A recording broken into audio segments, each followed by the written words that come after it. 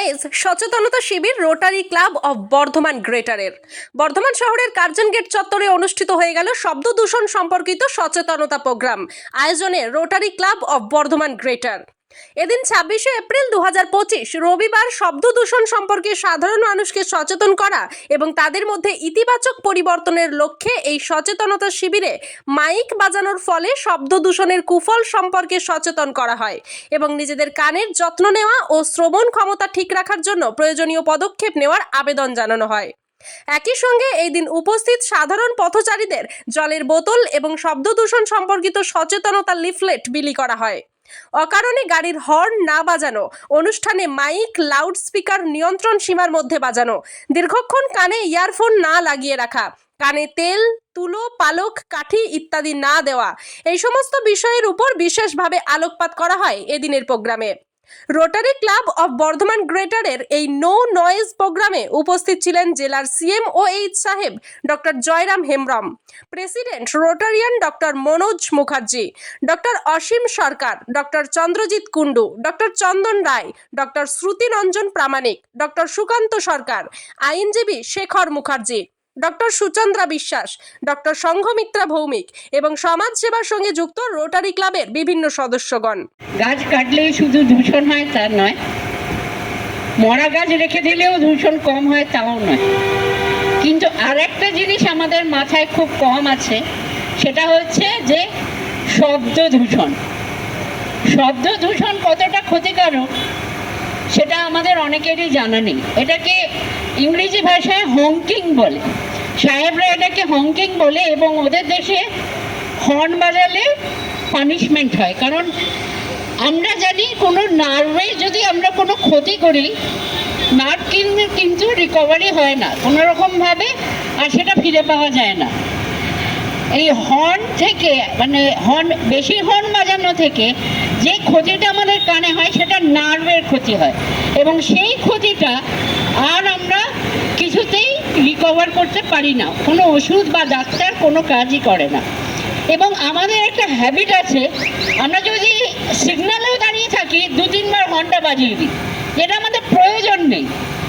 তো আমার আস্থা যে বর্ধমানবাসী যদি বুঝে যে এটা কানের ক্ষতি করে এবং কানের যে ক্ষতিটা করে সেটা আর রিকভারি হয় না, কোনোভাবেই হয় না, এটা যদি বোঝার ক্ষমতা রাখেন তাহলে হংকিংটা কম করুন, হর্নটা কম বাজান, এবং দেখবেন আপনি যে সময় হর্ন ছাড়া পৌঁছাচ্ছেন সেই সময় কিন্তু হর্ন বাজিয়েও পৌঁছেছেন।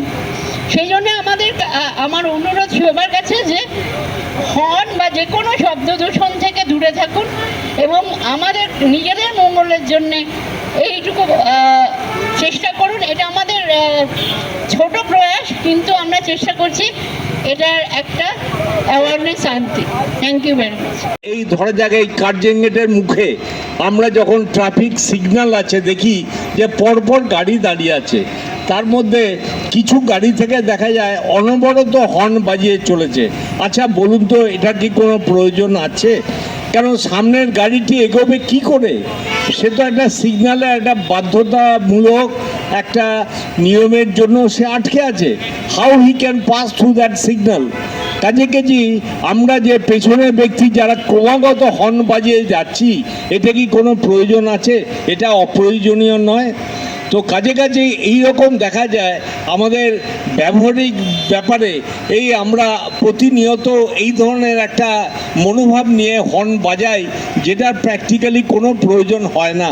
সেই জন্যই বিভিন্ন দেশে, যেটা আমাদের আগের বক্তারা বলে গেছেন, নো হর্ন জোন আছে, যাতে করে প্রকৃতি ও পরিবেশের মধ্যে একটা ভাইব্রেন্সি, একটা ইকুয়েশনটা মেনটেন করা যায়।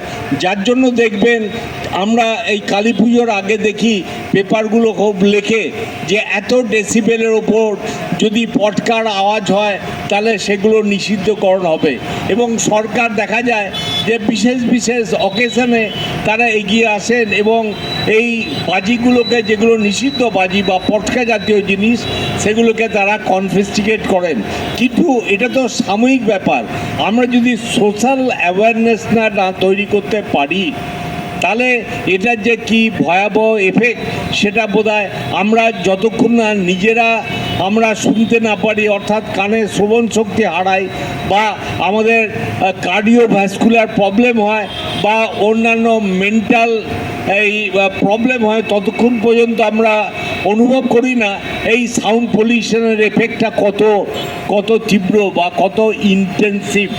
কাজী আমাদের এ ব্যাপারে অত্যন্ত আবেদন থাকবে সমস্ত যারা আছেন, পার্টিকুলারলি শিক্ষিত এবং লোকের কাছে, যে তারা তাদের যে অভিজ্ঞতা সেইটা যাতে করে তারা রেসিপ্রোকেট করেন এবং এই ধরনের আননেসেসারি প্রতিযোগিতা বা সাউন্ড বা শব্দর যাতে করে আমরা ব্যবহার না করি বা ব্যবহারে সংযত থাকি, এ ব্যাপারে আমাদের যেন প্রত্যেকেরই আমাদের উদ্যোগ থাকে। যে কোনো জায়গায়, যেমন আপনি এখন কার্জন গেটে দাঁড়িয়ে আছেন, একটু খেয়াল করলে দেখবেন চারদিকে অজস্র গাড়ির হর্ন বেজে চলেছে। একটু খেয়াল করবেন, এই হর্ন দেওয়াটা কিন্তু সম্পূর্ণ অপ্রয়োজনীয়। 90% হর্ন দেওয়া হয় অপ্রয়োজনে। আপনি যেখানে আছেন, যেখানে দাঁড়িয়ে গাড়ির হর্ন দিচ্ছেন, আপনার সামনে একটা গাড়ি দাঁড়িয়ে আছে। আপনি নিজেকে ভাবুন, আপনি যদি সেই প্রথম লাইনে থাকতেন তাহলে কিন্তু আপনি হর্নটা পছন্দ করতেন। আপনি তো এমনি দাঁড়িয়ে নেই, আপনি সিগন্যালে দাঁড়িয়ে আছেন বা আপনার গাড়ি এগোতে পারছে না বলে দাঁড়িয়ে আছে। সুতরাং পেছনে কেউ একজন হর্ন দিলেই সে গাড়িটা এগোতে শুরু করবে না। এই 1 সেকেন্ড, 2 সেকেন্ড, 3 সেকেন্ডের ধৈর্য আমাদের মধ্যে নেই। 1 সেকেন্ড দাঁড়াতে গেলেই আমরা প্যাঁ প্যাঁ প্যাঁ প্যাঁ করে হর্ন বাজাতে থাকি। এই হর্ন কিন্তু আপনার শ্রবণ ক্ষমতার প্রচুর ক্ষতি করছে।